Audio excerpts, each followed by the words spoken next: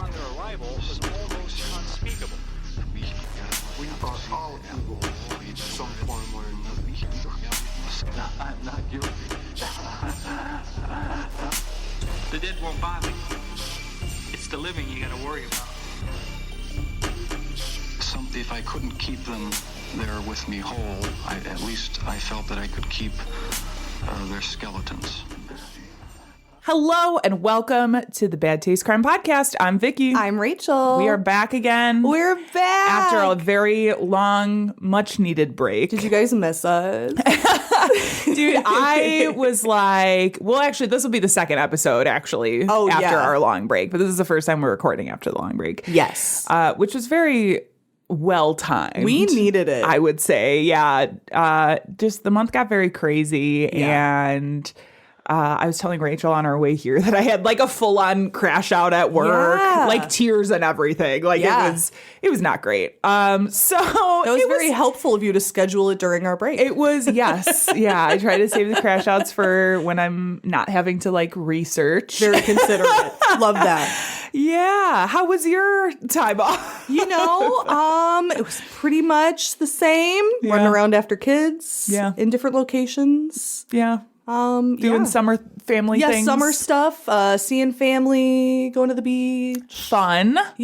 Fun, dealing with the heat. Yup. I am fully in, at the time we're recording this, it is literally the day of the World Cup final. So yeah, I am fully in like World Cup fever at the moment. Who do you think's going to win, like, for real?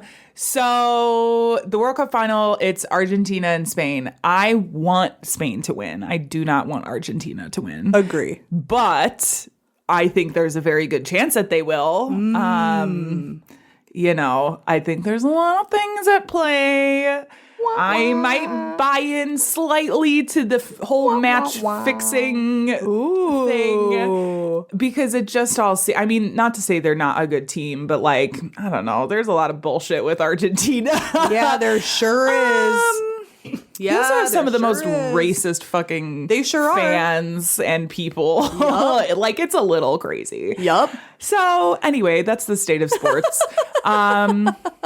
There was, without naming names, I guess, there was a famous person who got exposed for like being racist, possibly like kind of in a Nazi way. Oh. And I was like, oh, that's really interesting. This was a while ago. And I looked her up and her whole family is because she's like kind of white and kind of Hispanic. So I was like, what's her like makeup and stuff? Yeah. And her whole German family emigrated from Germany to Argentina in like that time period. I was like, oh, got it.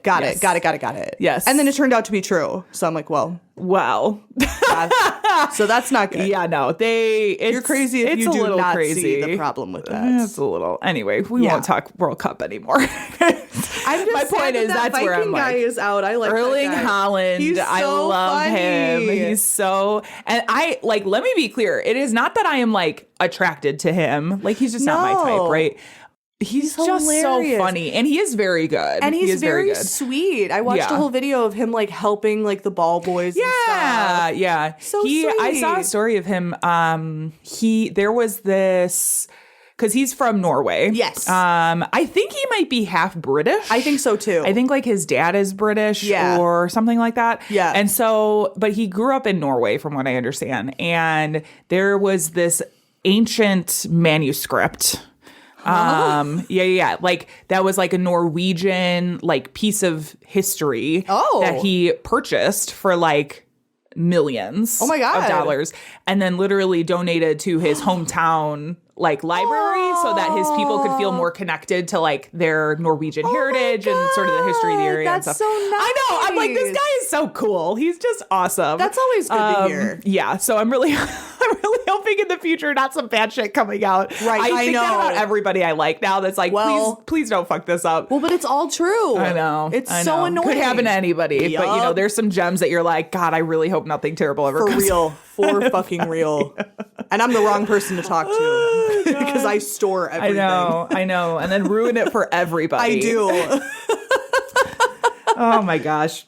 But yes, so that's basically been my summer, has just been World Cup and work crash outs. Woke up and work crash outs. Oh, I love it. I love it. You got to have a little balance, you know? Yeah, it's true. It's true. All right. If this is your first time listening, a special hello to you. Special hello. We are going to head over to the newsroom. Let's go there. Hold my hand. Unfit to breathe, our food is unfit to eat. We sit watching our TVs while some local newscaster tells us that today we had 15 homicides and 63 violent crimes, as if that's the way it's supposed to be. We know things are bad, worse than bad.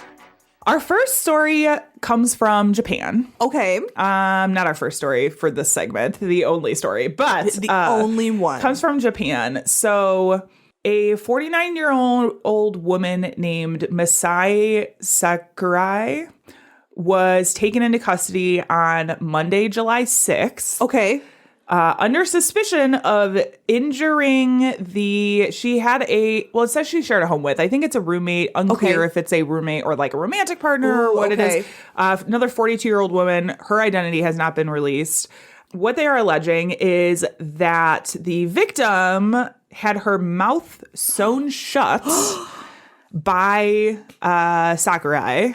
What? And may have had her mouth sewn shut for like a full day. She managed to, this happened on June 29th. They are alleging that she then, she used like needle and thread, and she somehow managed to flee the home, flee the property, went to a like nearby store, but she still couldn't speak. So she had to, because she couldn't move her lips. Right. She had to write a note to like the store worker asking for help. Oh my God. Yeah. Who then called police. Oh, that obviously. would be so painful.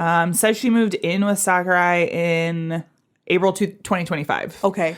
And basically they're saying that it seems like this might be one thing in a string of abuses. Okay. This didn't maybe just, not come out of nowhere. Yeah, maybe not this bad, but this article from MSN talks about police asking the victim, like, why didn't you leave earlier? Like, why didn't you flee before this happened? And the roommate had just said she was in fear of her roommate and didn't, understandable. Yeah, so she couldn't leave right away. Anyway, so she's been brought in charges. She has not been to trial yet. And it just is, that's kind of... How did she even do that?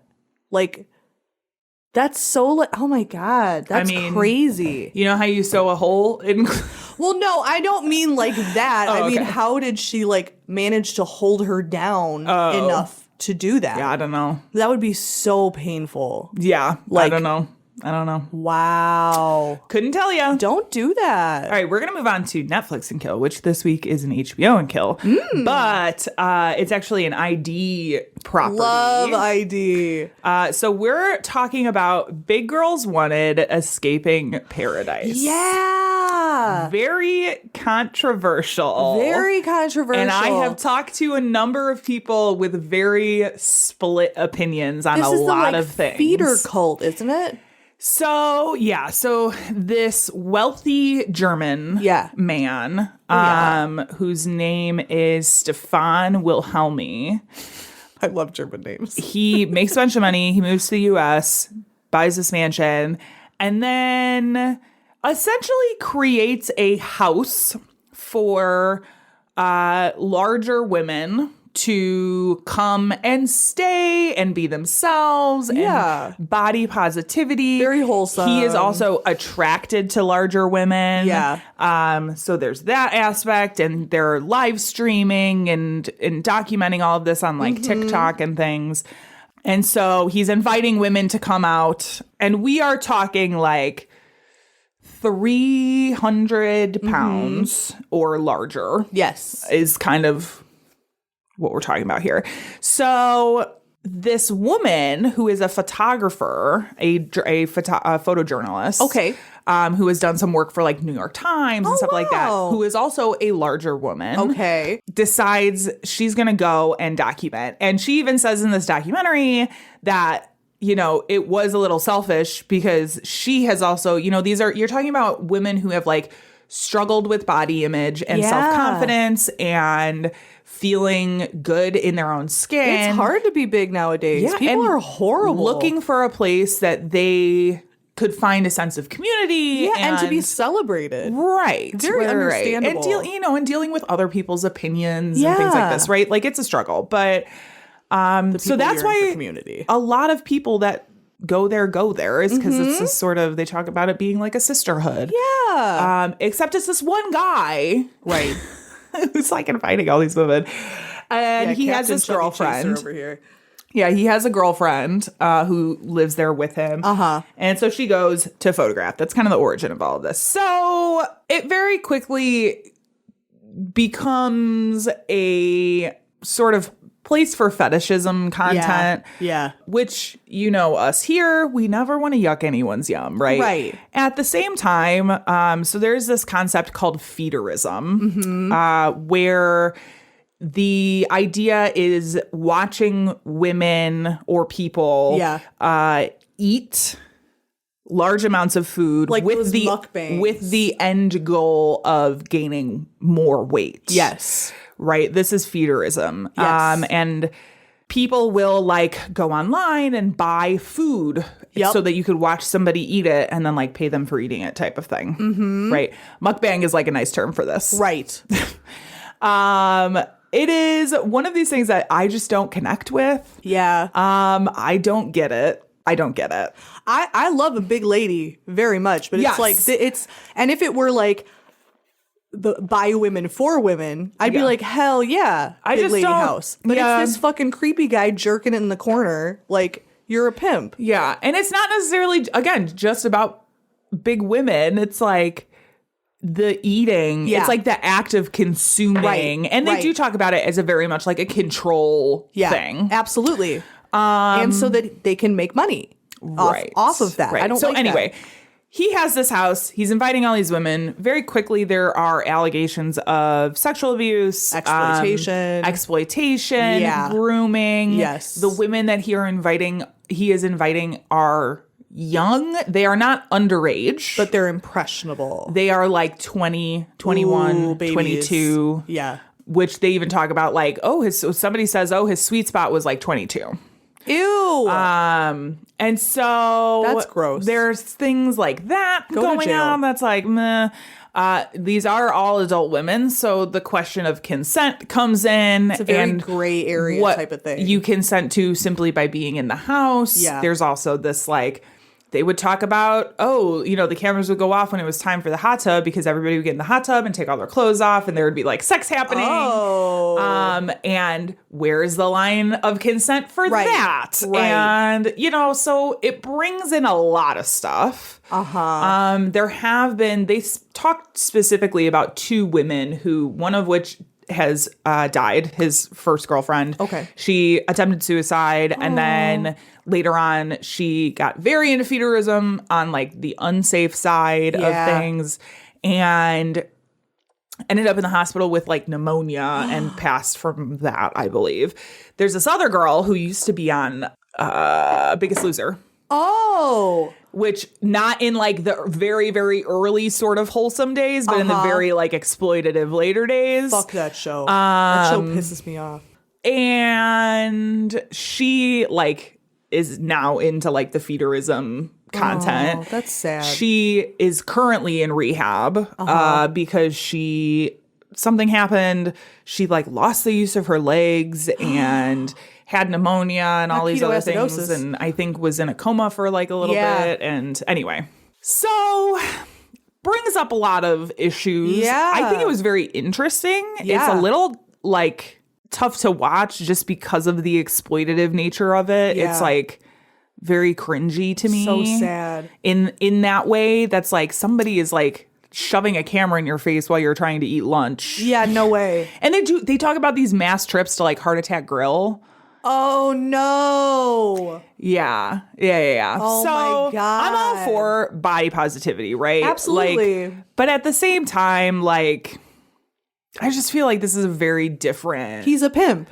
thing. Yeah. He's pimping them. Yeah. Or like trying to accumulate like a harem of women. Yeah. This is all about him. And I just feel, I mean, but at the same time, I'm like, if that's what you want to do as an adult, and you're like, this is the lifestyle that I want to live, because he very much in this documentary like opens his home, comes in, he interviews in the documentary, and he shows footage, and he does this and that, and people who are currently living in paradise are like interviewed in the documentary and are, you know what I mean? So like it does bring up some interesting issues and some interesting conversations about consent, about the body positivity movement, about feederism and like fat fetishism and, you know, things like that. Like, I think that he should go to jail forever, and the ladies should keep the house and get all the cameras out and just like have fun and splash in the sea. I mean, that's what I think.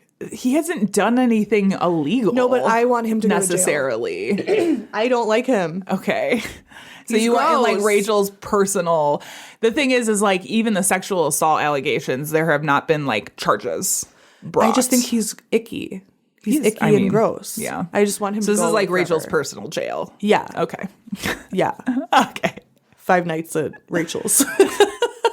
Okay, that makes it sound sexy. Ooh. 5 nights at Rachel's. Oh my gosh. All right. We are going to move on with the show. This is that part of the show where we say content may not be appropriate for all listeners. Oh, yeah.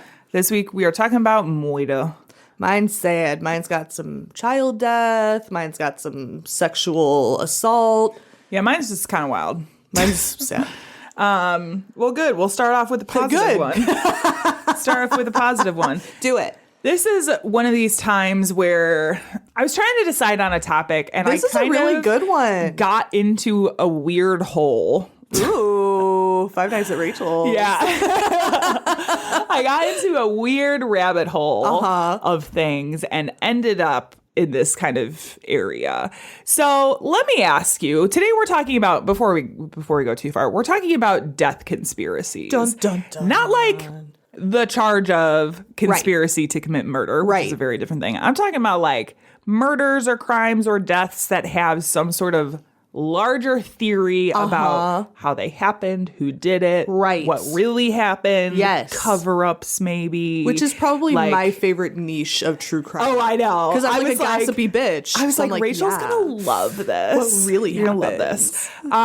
So let me ask you. Yes. How much do you know about the history of Chile? Nothing. And specifically its dictators. Oh, a little bit. A little bit. A little bit. Okay. But oh yeah. No, I do. Okay.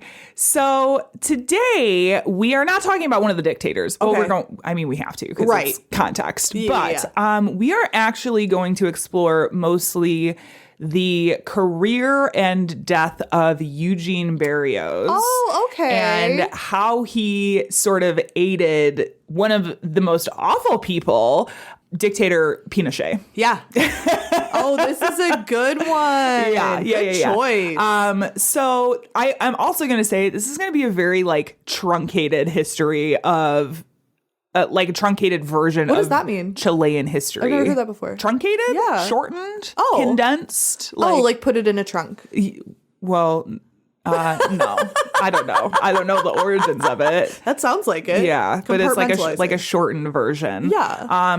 Because there's like a lot of terrible shit that went down, and there's also a lot of moving parts. Yes. To this, some of which are relevant, some of which are not. Mm-hmm. Some things I just didn't include for time's sake. Right. She's got to get to the World Cup. There's like just a lot of shit going on. So I did try to find anything about Eugenio's youth, Barrios' youth, but like there is not really anything about it. And his history really doesn't pick up until the late 1960s when he was studying chemistry at the University of Concepcion. Ooh. Yes. After that, the next big break would come thanks to a little coup. Just a little one. Just a little coup. A tiny little coup. In 1973, a guy by the name of Augusto Pinochet decides to stage a coup Yep. Leading the military junta against President Salvador Allende. And he sort of establishes, not sort of, he does, establishes a dictatorship, his dictatorship, that would last until 1990. Not a nice guy, for the record. You know, he's not great. We'll talk about it, but he's not great. This does actually make him the longest serving leader in the history of Chile, though. Which is pretty crazy. Which should tell you about the instability of Chile. Oh, girl. It's a whole mess. Yes. But we're not really here to talk about him. Yeah. We're here to talk about Eugenio Barrios. Let's do that. So following his successful coup, Pinochet establishes this secret police called the Dirección de Inteligencia Nacional, which is the National Intelligence Directorate, or it's often referred to as DINA, D-I-N-A, which is what you'll hear me call it a lot, is DINA. So it was also, to those in the know, called Pinochet's Gestapo. Yeah. That gives you any indication on the level of these, like... Yeah, again, not a nice guy. Secret police. Not a cool dude. We hate him. Barrios began working for DINA in 1974 under the alias Hermes, where he would put his chemistry degree to use developing bioweapons. Okay, Walter White. For Pinochet's government. Come on, dude.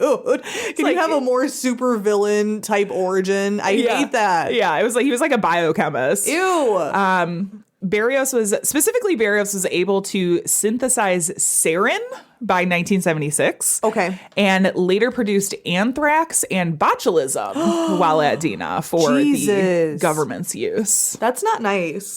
Listen, they needed bioweapons. They need it. Who else was going to do it?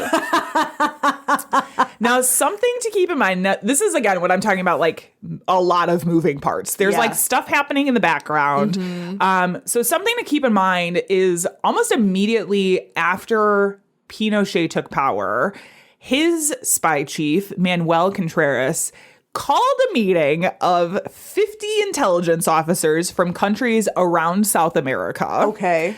Which begins this full campaign of political repression of left-wing sympathizers. Oh, God. From 1975 to 1983. It is also called Operation Condor. Yeah. And of course, this was like literally run by the dictatorships in South America at the time. They just all got together and they're like, so we're going to... Brotherhood of Evil. Yeah. We're going to deal with like all of these negative Nancys that don't like our government. Yeah. And political dissenters is the term that I was looking for. Oh, my God. And this, as with many sketchy covert ops, was, of course, backed by the U.S. government. Shocker. Who provided financial aid for a lot of these South American dictators. No shit. Yes. So you mean to tell me? to tell me the U.S. supported this? What? Color me shocked. What? So... just keep in mind as all of this is happening, there is also this like secret covert op happening with like all of the dictators in South America and backed by the U.S. government of sort of trying to literally kill political opposition. Yes. Because it will come up again later. That whole thing's going to come up again later. Yeah. Got our fingers in all the pies. So with all of this in mind, and shortly into his tenure with DINA, Barrios helped to create the explosives used in the car bomb that killed Orlando Letelier in Washington, D.C. He was a diplomat and a member of the Socialist Party of Chile. Yeah. Killed in a car bomb in the United States. Yep. Let's mention. Barrios also had ties to the torture and assassination of Spanish-Chilean diplomat Carmelo Soria.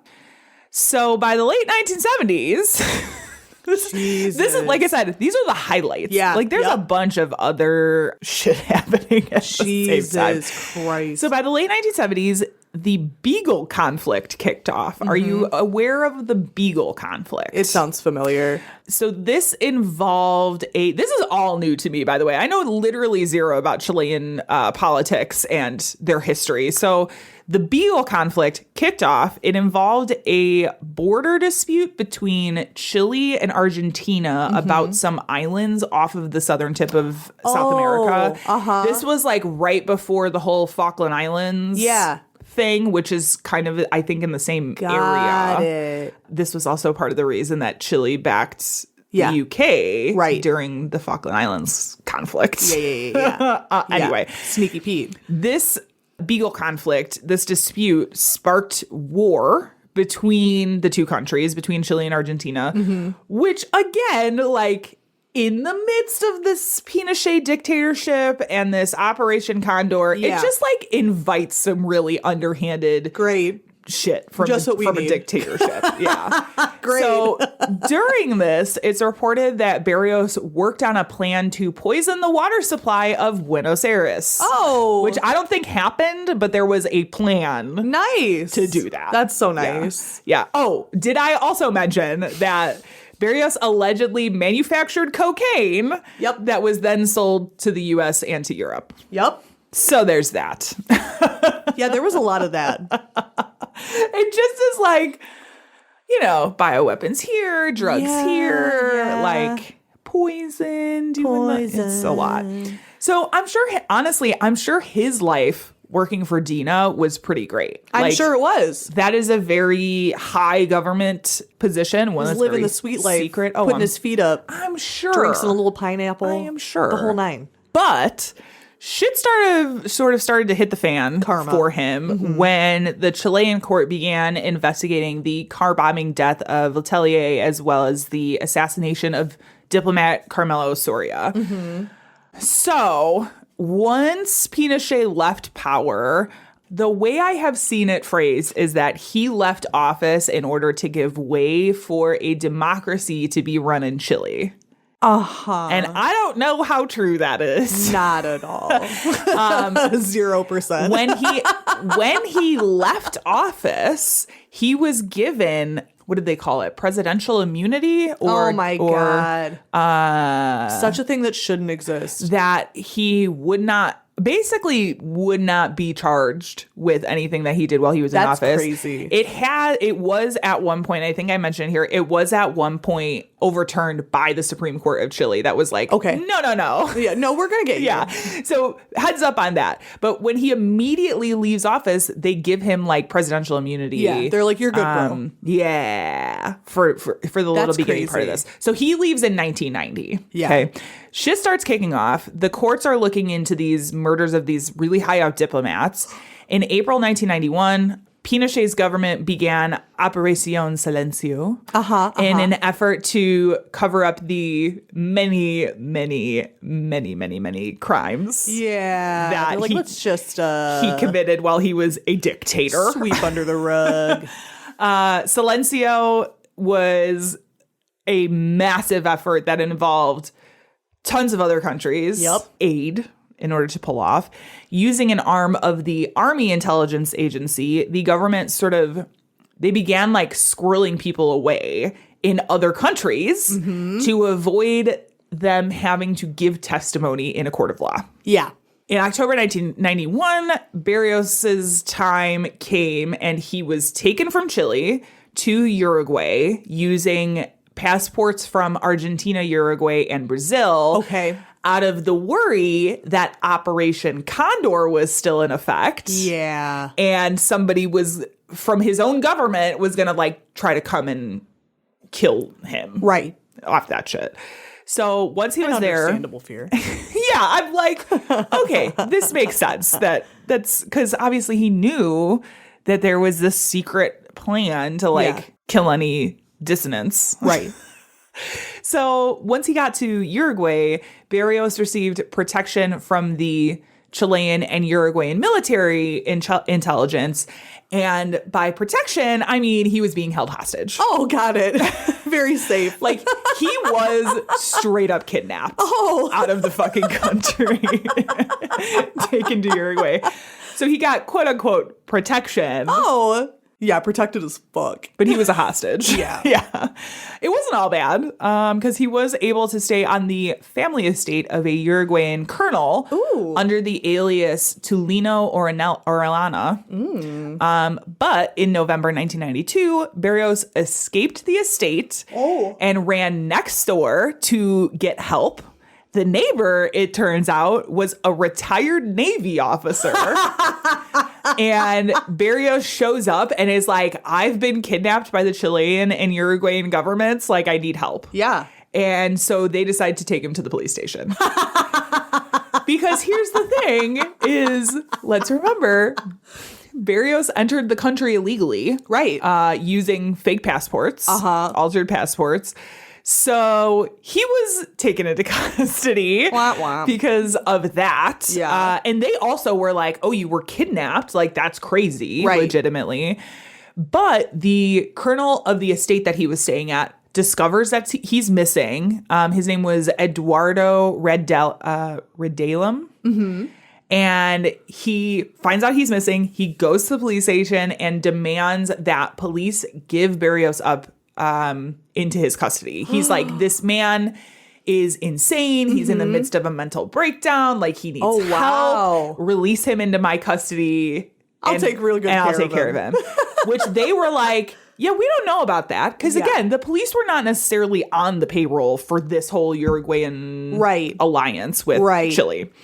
So they were like, well, let's wait and see. Yeah. Well, then Uruguayan officials show up a little bit later, and the police, they were like, no, release him to us, which they're like actual government officials. Oh. And so police gave Barrios up to these guys, and he was never seen alive again. Womp womp. Womp womp. In the summer of 1993, an anonymous letter was sent around to various Uruguayan officials saying that Barrios had never been in the country at all. Oh. So Pinochet sort of gets squirreled out of Chile. And while he's there, this anonymous letter starts showing up that's like, I've never even heard of this guy Barrios. I don't know what you guys, because they're investigating. And he's like, who? Yeah. It's like, who is this? I've never heard He's of never him been here in my life. But the fact that this letter gets circulated was like kind of a mistake because it clued into like even higher government officials and made them suspicious. And then President Luis Alberto Lacalle decided to call for an actual official investigation into Barrios' death. So they're like, whoops. Wait, we didn't mention his name. So now we have to look. Like, we didn't say that. Oopsies. Like, who killed Barrios? We didn't say that. Oh. You said that. What? Yeah. What do you mean? So almost immediately, the police chief at the station where Barrios was taken and he was like released into custody of the Uruguayans, he was dismissed for not informing anybody what had happened. Yeah, kind of important. He just let it happen. Bye. And then was like, all right, well, I guess I'm going to go on with my day now. That was weird. Bye. The Uruguayan military officials that were involved in his detainment were also like rooted out and dismissed. They were like, in quotes, dismissed. Well, I didn't have any indications that they had died. I think they did get charged later. Okay. But in the initial investigations, they were like, we're investigating, but in the meantime, you're fired. Got it. That's your fire. I wasn't sure if it was like dismissal, like into the bay. Oh, no. Not yet, anyway. From this mortal plane. Yeah, not yet, at least.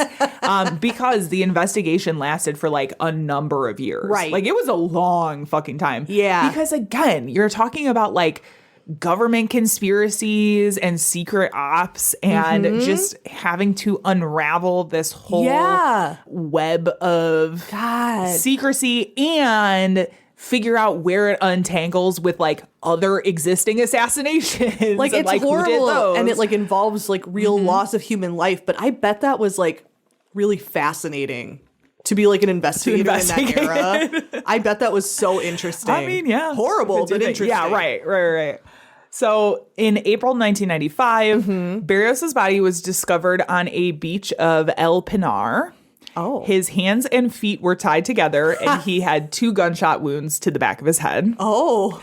Further autopsies declared... Is he okay? Is he fine? Is he breathing? Walk it off. Further autopsies declared he had been placed inside a tied burlap sack. Okay. Unclear if it was him and the sack that like got thrown into water, or if he was tied into a sack, transported, and then dumped out. Unclear. Okay. But he was tied up in a sack for some period of time. I wonder how they knew that.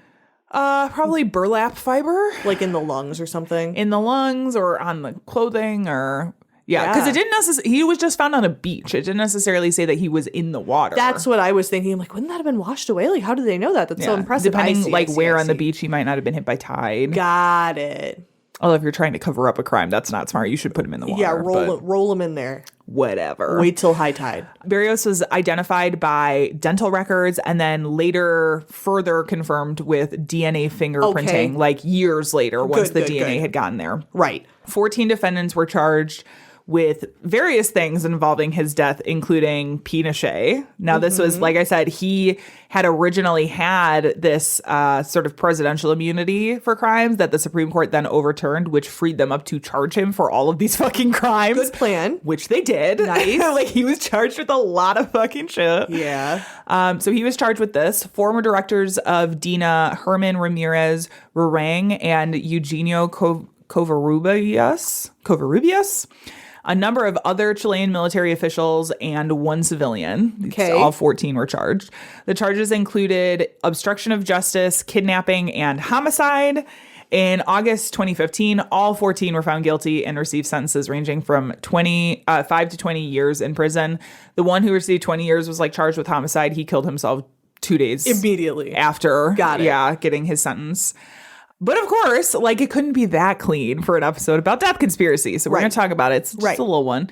In 2006, former DINA director Manuel Contreras submitted a judicial document to Judge Claudio Pavez, who was investigating a separate assassination of Colonel Gerardo Huber in 1992. Okay. This is what I'm saying. There's crossover between all these assassinations. Oh, my God. The document said that actually Barrios was not dead, but was alive and well, working for the DEA. And for the uninitiated, the DEA is the Drug Enforcement Agency in the United States. Yeah.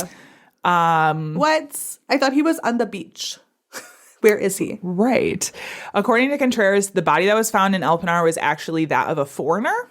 And he alleged that Barrios was seen attending the funeral of a relative of his in 2004. Ooh. He also said that Barrios was aiding in the production of black cocaine. Have you ever heard of black cocaine? Yep. So it essentially is cocaine, except it has other things in it to either mask the color, mask the chemical structure of cocaine. Sneaky drugs. To make it undetectable. Because, you see a white brick, you're like, I see. Oh, I see. Cocaine. This must be. Oh, no? Powdered sugar? My bad. He's like, this is sand. What do you even mean? I'm running a landscaping business. Don't be weird. So he was alleging that Barrios was actually producing black cocaine with Pinochet's sons. Oh. And that the money from that was being placed into Pinochet's bank accounts abroad.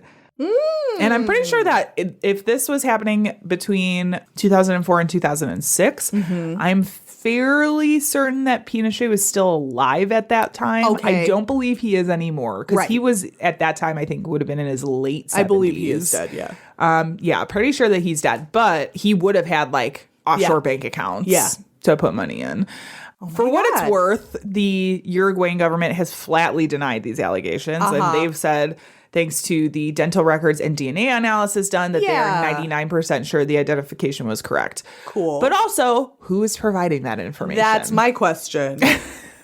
Right. If the government is providing that information, they could also easily... I don't trust none of you hoes. Change dental records. Yup. You're literally talking about a man who was involved in secret covert ops. Right. They don't want that stuff to come out. So they let him go. Yeah. We are talking about Argentina, which is where all of the Nazis fled to. So we know that governments have done this before and continue to do that. Yeah. That's a conspiracy one. Yeah.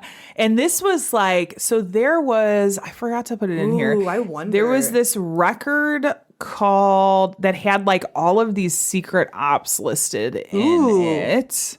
The Terror Archives. Ooh, okay. Which was this cliché collection of documents that was found in Paraguay. Okay. That talks about the repression efforts from their dictator, Alfredo Stroessner, and his secret police. But it also was the terror archives were also the documents that proved the existence of Operation Condor. Oh, okay. So that's how it loops back around. And sort of had the evidence that the U.S. was like heavily involved. Yeah. Right. And the governments of Argentina and Bolivia, Chile, Paraguay, Uruguay, Brazil, Peru, Ecuador joined up later. Yep. Yeah, like that. So there was like a lot of information in these terror archives that came out that was like, oh, there was all this secret shit happening. To me, it is not, especially at that time. Now it has become, I still believe things like this are happening. Yes. I don't think that is as big of a stretch because we have time and time again solid evidence that like our government specifically is involved in things like this around the world. Yep. Not just in South America, in other parts of the world as well. But like, I don't think that it is that big of a stretch for something like that to be like the government fake dental records. Yeah, absolutely. Like that is not a difficult thing to do. That's the thing is like people will believe like, I love conspiracies like this. Mm-hmm. And it's always funny to when things like this happen and then people will be like, well, no, because they have the DNA. I'm like, who has the DNA? The people who were lying already. Yeah. I'm like, DNA can be conclusive. Absolutely. Mm-hmm. We're at the point, especially now, where it's like, you show me that, you know, I'm not a scientist, but like, you show me that. Okay, cool. 99.999%. Sure. Mm-hmm. But how do I know that a scientist did that and you didn't just make that on ChatGPT? Right. I don't know that. Right. And you're talking about two countries who are immediately post-dictatorship as they're doing these investigations. So, you know, there are probably, I think, especially in Chile's case, like there was a large effort to get all of that shit out. Yeah.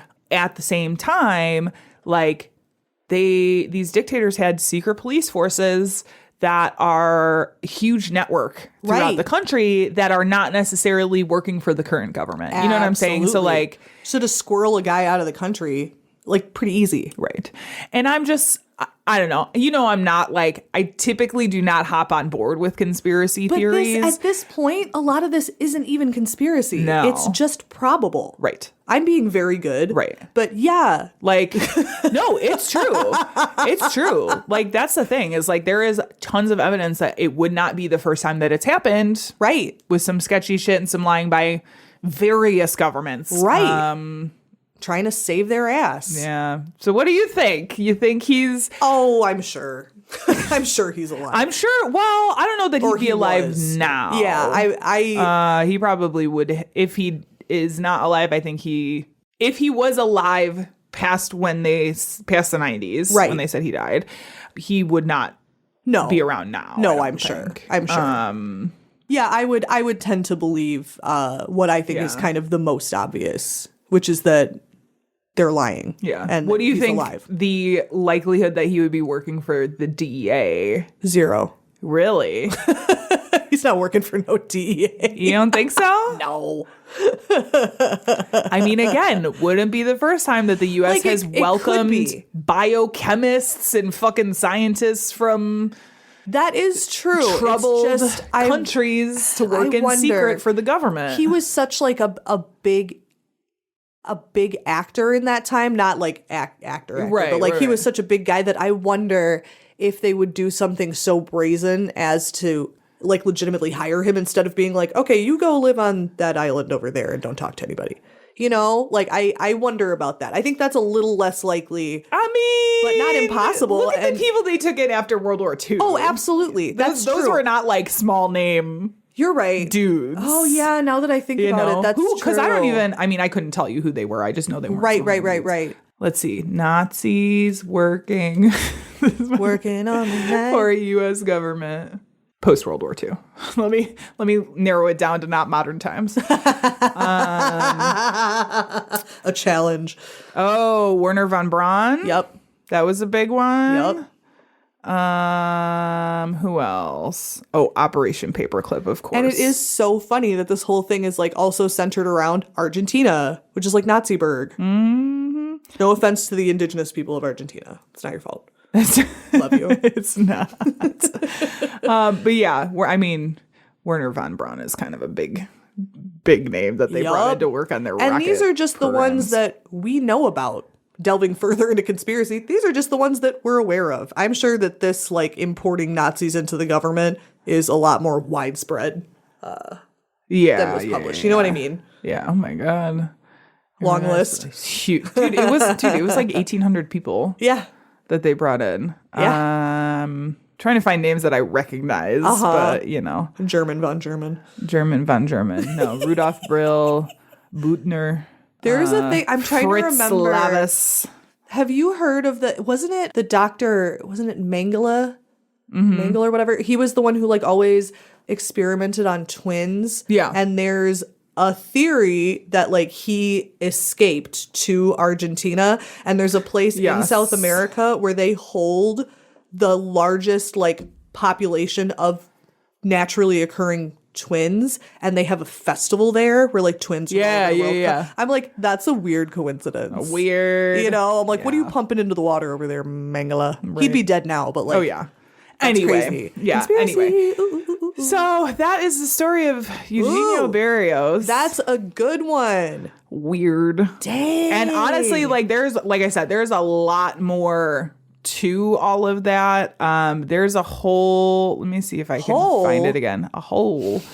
There is this whole thing with there was like an island that Chile had that was like a cult compound, something like that. I'm gonna have to. I'm sorry, not a cult compound. Colonia Dignidad. Okay. Are you familiar? Colony? No. Have you never heard of that? I don't think so. It was like this. Hold on. Although in the beginning of the episode, I was like, I don't know anything about Chile. I do. Yeah, you do, in fact. So Colonia, speaking of Nazis, Colonia Dignidad was this colony in Chile. Off of Chile? On an island, did you say? Yeah, off of Chile. Okay. It was an isolated colony established post-World War II by immigrant Germans that sort of became this place for torture and murder of dissidents. Yeah. During Pinochet's. Yes. So it was sort of like their little secret. It was place, like the little prying Nazi eyes. burg. Yeah. In Chile. Ew. And Pinochet was like, we'll send all of our people there to be murdered. And Great. like we're so cool. Nazis. We're so cool with the Nazis. That's so nice. Yeah. Ew. It's basically it's talked about as the state within a state sort of thing, and had autonomy to like run its own shit. Oh my God. Yeah. Anyway, this is what I mean. Like this whole Pinochet time period in Chile is buck wild. Yeah. And definitely dig into it if it sounds even remotely interesting. If you're interested in like even like the government now, like the U.S. government now, looking into like South American politics and our involvement in South American politics is pretty good. Pretty fucking Personally, wild. I think you should start with the Middle East, but then you can go to South America. Anyway, they're linked too. So fun. Oh my God, that's a crazy one. Thanks.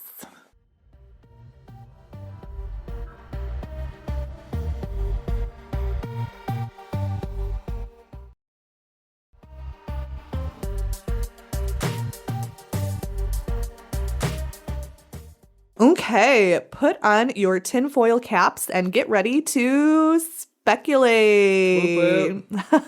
But it's not funny, is it?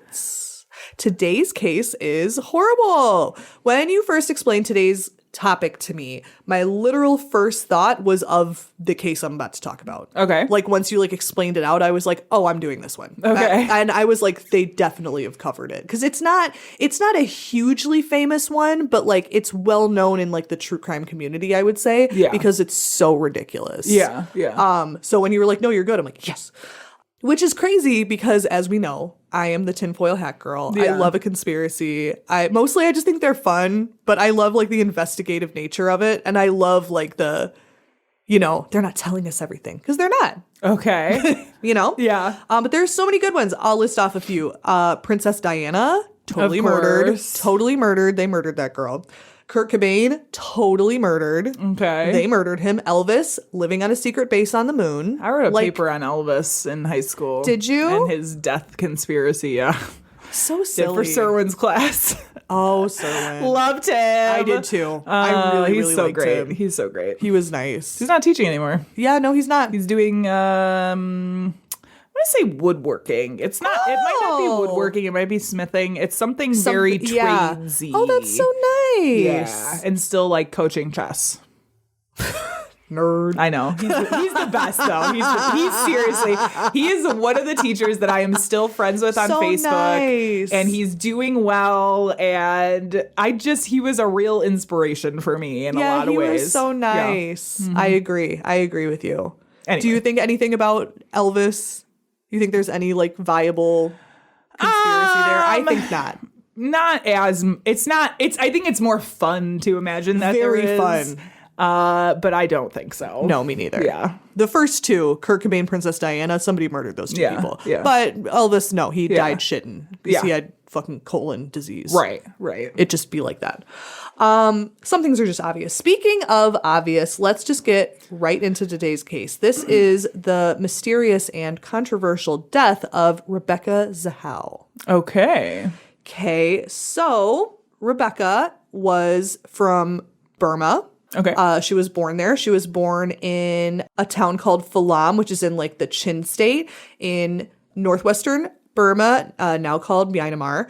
So she grew up in... Wait, one more time. Say it again. Myanmar? Hello? Myanmar. Oh. Sounded like you said Myanmar? I did. Oh, I really did. I said it incorrectly and proudly. It's okay. I say things. Did you hear me try to pronounce all of those Chilean names? I thought you did pretty good. It was not good. I thought you did. I'm only making fun of you to make myself feel better. Let's be real. At least the truth. But I know how to say Myanmar. That's fair. I knew it in my head, but my head was like, As soon as you have to read it, it's like, I don't know where it's... Just like with yours, like, did you know anything about Chile? I'm like, no. I've never heard of Chile. Where before. Is that? I'm really into South American politics. I'm just full of beans. So Rebecca was born in Burma, mainly grew up around Nepal. She did end up living like in Germany a little bit. And then as an adult, ended up moving to the United States. Okay. Her time in the United States was a little fraught at first. In August 2009, she was arrested for shoplifting. Okay. You're not supposed to take jewelry from Macy's, is the thing. You know. They frown upon that. Yeah, well. She pled guilty, and then it was fine. Yeah. And then, I guess not shoplifting anymore. She got married, got divorced. This sounds pretty average. Pretty average. Yeah. Doing a little stealing, doing a little married and divorcing. Even the shoplifting, I'm like, it's not really that big of a deal. Truthfully. She worked in ophthalmology. And then ended up quitting that job. And then, well, a little bit before the shoplifting charge, she started dating a man called Jonah Shacknai. He was the CEO of Medicus Pharmaceutical. So he was kind of like ritzy. Okay. Now the thing is she was dating him while she was still married to the other guy. So this is kind of what facilitated the divorce. Okay, I see. So Jonah was a little handsome, but he was also, let me see, what is it? The 9th highest paid CEO in Arizona. Okay. So like that's not crazy. And it said, I mean, this is like distinction. This is like the 2010s, so it's like he earned like $6.4 million, whereas today it's like whatever, like that's not that much for like a CEO. Well, that's not that much. when you have to narrow it down to state, it's like totally. Okay, so you're like the lower class of the wealthy millionaires. But I'm sure he made more than nursing student Neil Nalepa. 1,000%. So I'm not saying maybe they didn't like each other, but he had a lot of money. Yeah, I mean, that's still more money than I make. Or, I don't make anything. I work for free. Oh man. So Jonah, this CEO guy that she's cheating on her husband with, he had 2 previous marriages, and through those marriages, he had 3 children, 2 with one woman and 1 with another woman. Okay.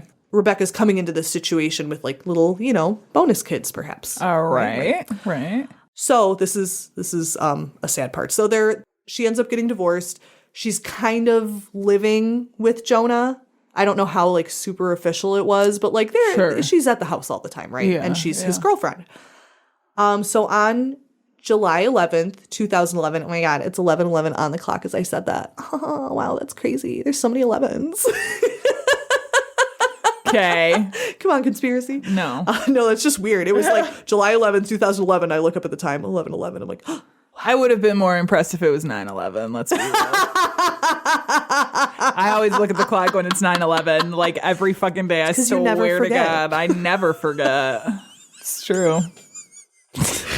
So silly. You're silly.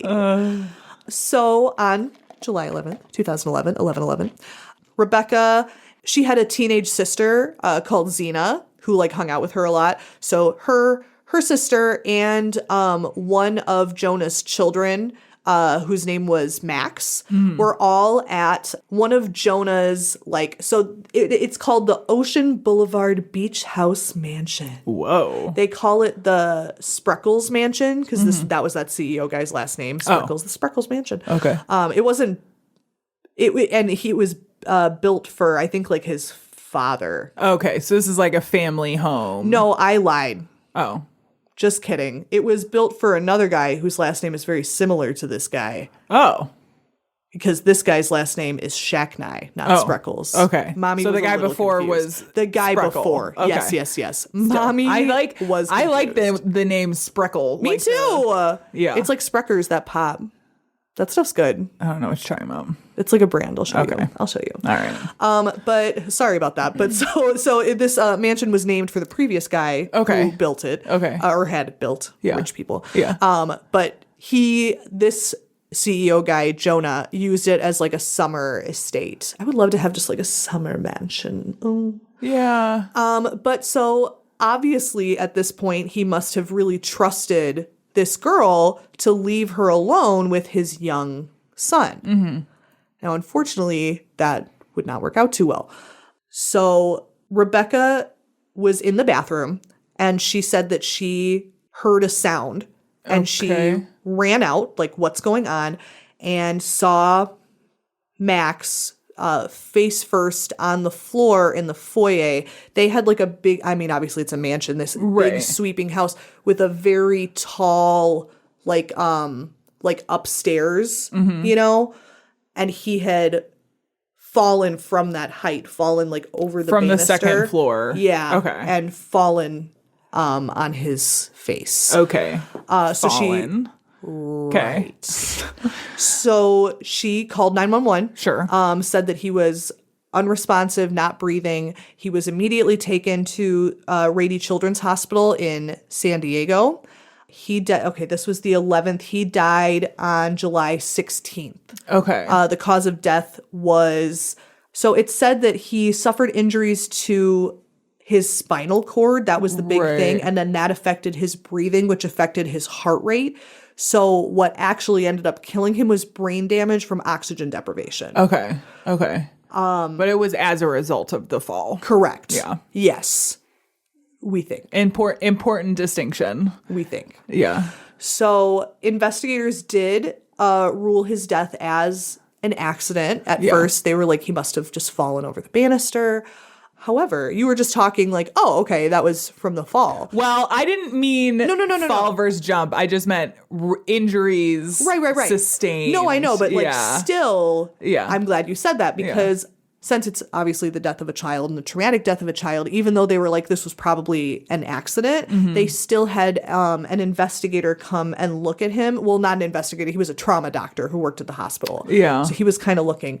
And he went to police and was like, I don't think so. Yeah. He's like, so, because when he fell, he had, they thought that he had like a heart attack, which can happen a lot with like traumatic injury. Yeah. But he's like, it really looks to me like he was suffocated prior to his fall. Oh. He's like, the oxygen deprivation is like kind of weird. Yeah. Like, I don't know about that. Yeah.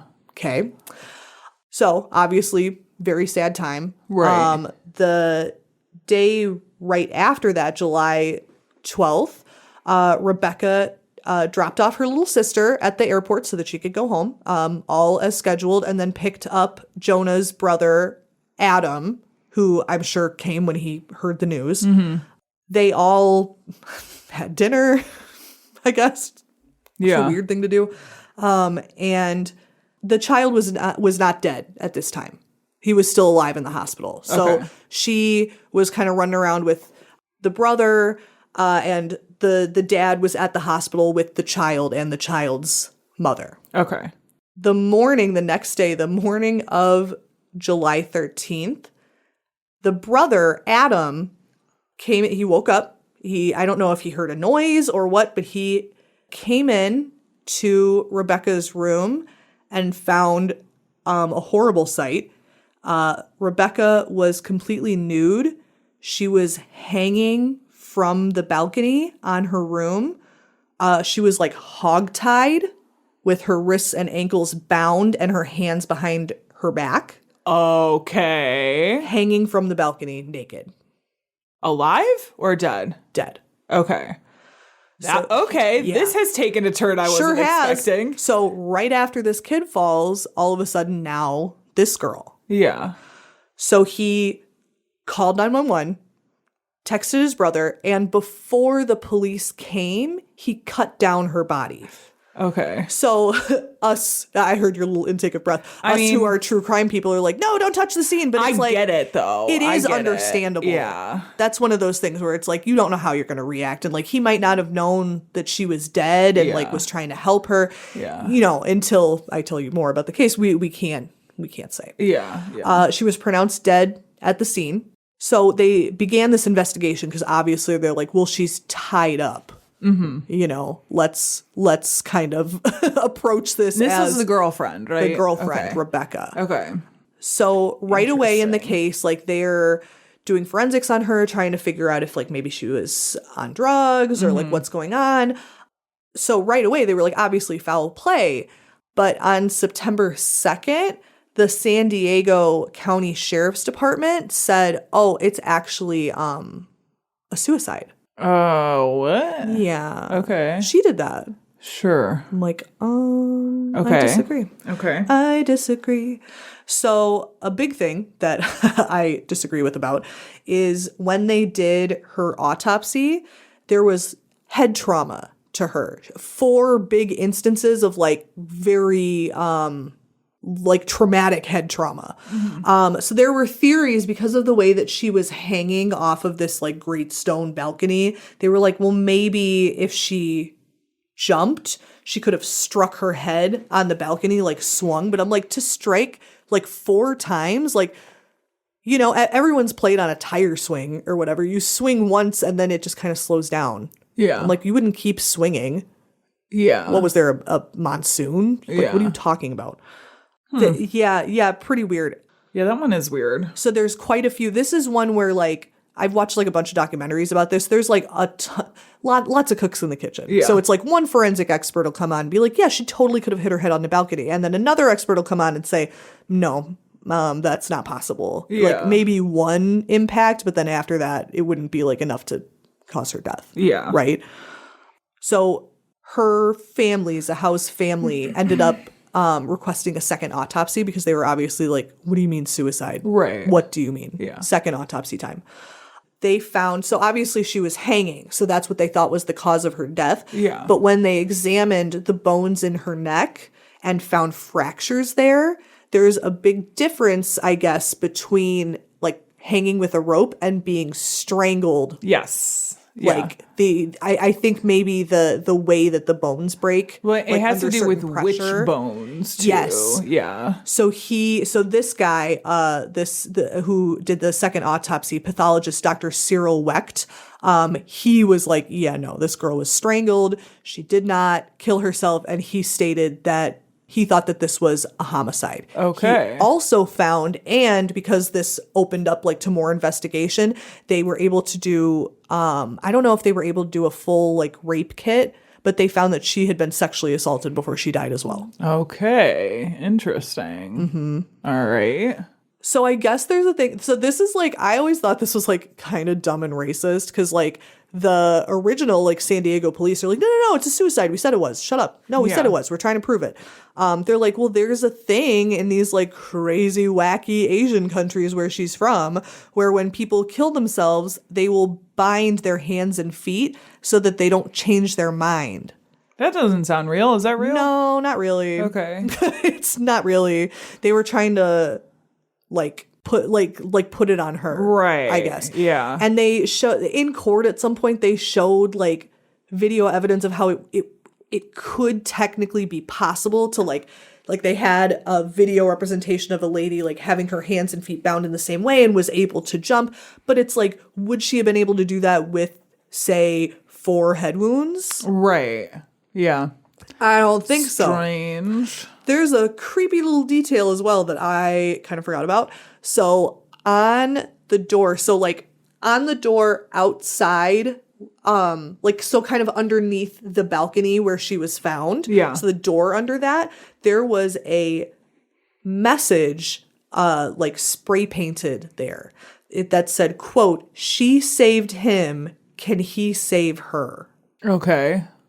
Pretty weird. Yeah. So the big thing there was was this a suicide note? Was this what? And the San Diego police was like, yeah, this was her suicide note. And of course, suicide experts were like, it doesn't even make sense. Like, what does this even mean? No, that sounds more revengey or and they were trying to victim blame her so hard because they were like, but she loved to paint. I'm like, she didn't paint a fucking bird. It's words. Yeah. So what? So strange. What? So strange. So they're trying to figure out what's going on, who's been in and out. So they were going through her phone records.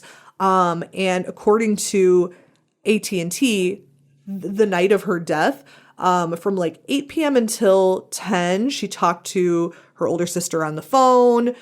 Hey, did my little sister get home okay? Yeah, she got home okay. Very normal conversation. Yeah.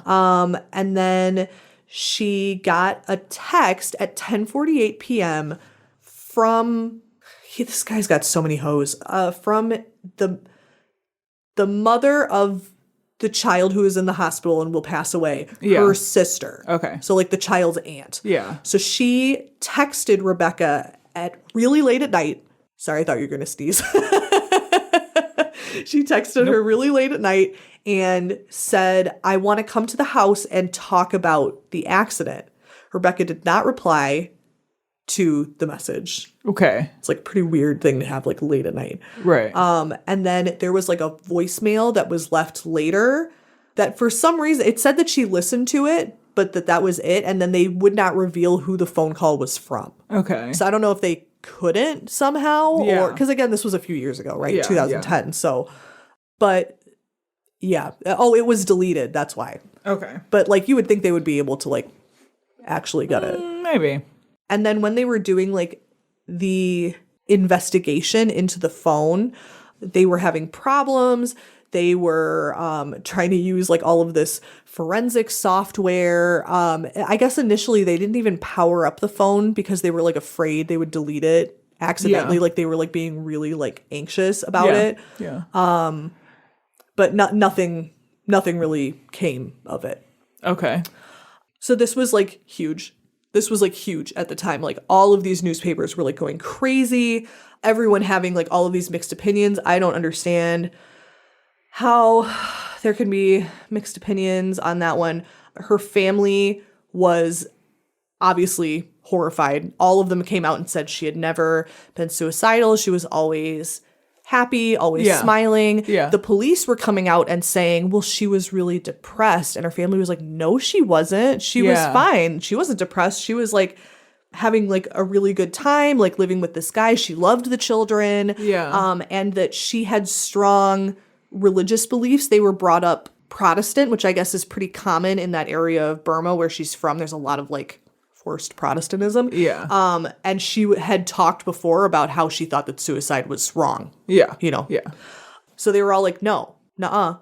They came, then the sheriff came out and was like, well, it's unfortunate that they can't accept the results. Yo. That's just like really unfortunate. Okay. It's like so sad. So this whole time, like by 2011, they're trying to reopen the investigation. Yeah. They're like, she did not kill herself. They launched a website, justiceforrebecca.com, and they're just trying to get people to pay attention. Right. Like, she did not bind her hands and legs and beat herself in the head and jump off this balcony. It's just not possible. There was like a big thing here, obviously, which you would think, where Jonah Shacknai, her boyfriend and the father of the murdered little boy or the dead little boy, whichever, was using his wealth and influence to influence the investigation. Right. Obviously. Yeah. You know, he tried to sue because like this, like, who was it? Like a lawyer, some lawyer of his said like, yeah, he's actually like trying to influence the investigation, and he sent him like a cease and desist. Oh, fuck. But didn't actually sue. Right. Which was like kind of awkward. Yeah. So there ended up being kind of like a civil case. Members of Rebecca's family filed a $10 million wrongful death lawsuit. At first it says up to like 50 people. They ended up narrowing it down to Jonah's brother, Adam, the one that she had like picked up from the airport and had been staying with them. Okay. Because remember, at the time, Jonah was at the hospital with his son. Mm-hmm. So it was only Rebecca and Adam in the house that we know of. Okay. So they were like, we can't get anyone to charge you with murder. We'll just get this wrongful death lawsuit. Yeah. So in the civil trial, the jury found him responsible and awarded the Zahau family $5.2 million. Wow. Okay. So they were like, yeah, actually, you fucking did that shit. To be fair, the burden in a civil trial is less than it is in a criminal trial. Yeah, definitely. But like, I'm just putting that out there for consistency's sake. No, You're talking 51% versus 99%. So, yeah. You know, I would agree with you. So this case has continued to kind of live in the public eye and is still seeing movement. Like the last thing that happened was February 2019, because he appealed. Adam appealed and was like, nah, I didn't do that. There was juror misconduct. Stop it.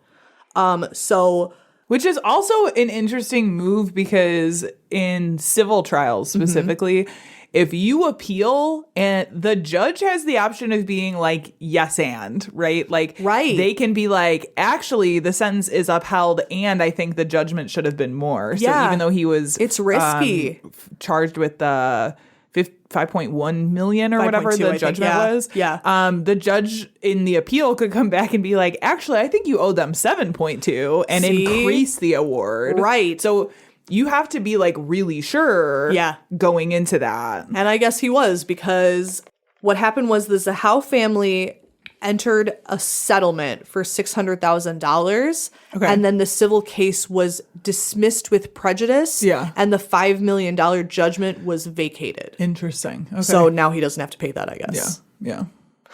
There's been no real updates since then, but this one continues to be, I've seen like on all of those like, you know, craziest true crime photographs, like her death is in like every single one, because like they show like the medical examiner's like drawing of her and how she was found hanging, and it's like as soon as you see her, you're like, somebody put her there. So what is the prevailing theory on both of these, do you think? So most people think that the child died because maybe she wasn't paying attention. Like it was because he was pretty young. I think he was like 7. Like either she wasn't paying attention or like maybe she was like drinking, you know, not paying attention to him and he fell. Most people don't believe that like she pushed him or anything like that, but that it was some negligence on her part that caused him to fall. Because you said that they had found that he had actually been suffocated prior to him going off the balcony. Right. Okay. The only thing is she's such like, she has no, I mean, she shoplifted. Yeah. So what? But she like has no like violent past or anything. She loved the child. Like, so it's weird to me to picture her doing, I don't know why the hell she would do that. Yeah. You know, it's weird. So I don't know, but he and then the family had her killed for revenge. In revenge. Okay. That's like the main theory. Okay. I've seen a lot of people arguing about like who did it, like whether the brother Adam did do it, whether Jonah came home. There's that whole thing about she had that voicemail that no one knows where it came from, and the text message from the wife's sister. So it's like somebody could have come to the house. To have her naked where she could be seen from the road, I think that's clear like humiliation. Yeah. The weird message spray painted. I think that someone in the family had her killed and that was just kind of it. Yeah. But like they're dumb. Yeah. Like, and they're just using their money to get out of everything. Yeah, I mean, what's money good for if you can't get out of crime? Well, that's true, but then just like don't commit crimes. Just buy an island. Yeah, right. And live there, unless you're a Nazi. Well, Epstein bought an island, right? so Yeah, him too. Just saying, yeah. Maybe don't buy an island.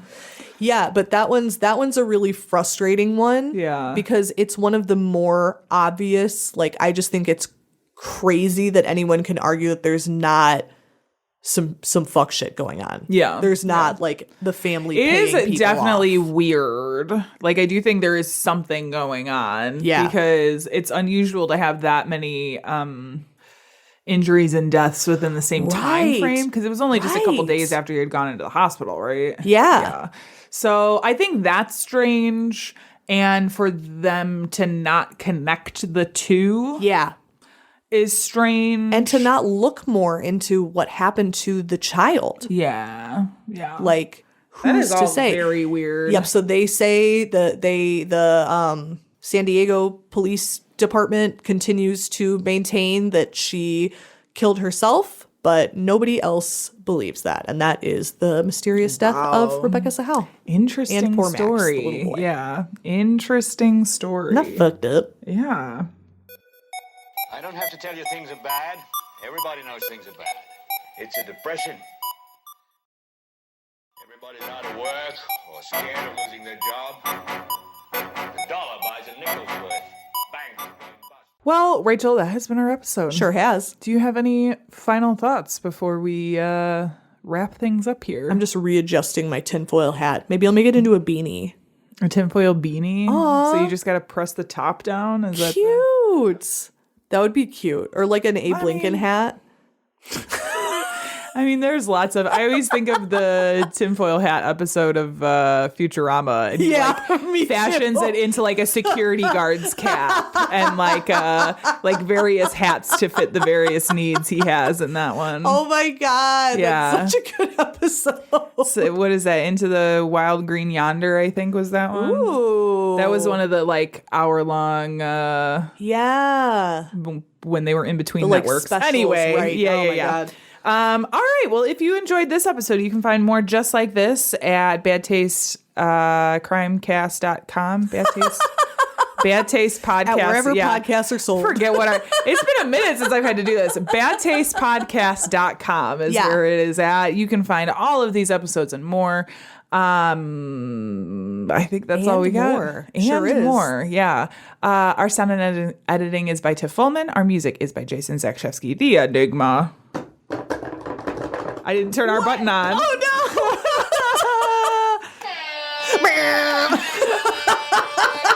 Aggressive clicking. Damn. I know. The button wasn't on. See, this is what I'm like saying. A Geiger counter. We literally like came in after this and just had to settle back in. It's like we've never done this before. We're off our groove. Oh my goodness. Well, this has been the Bad Taste Crime Podcast. We will see you in 2 weeks. Goodbye. Bye. Along the highway.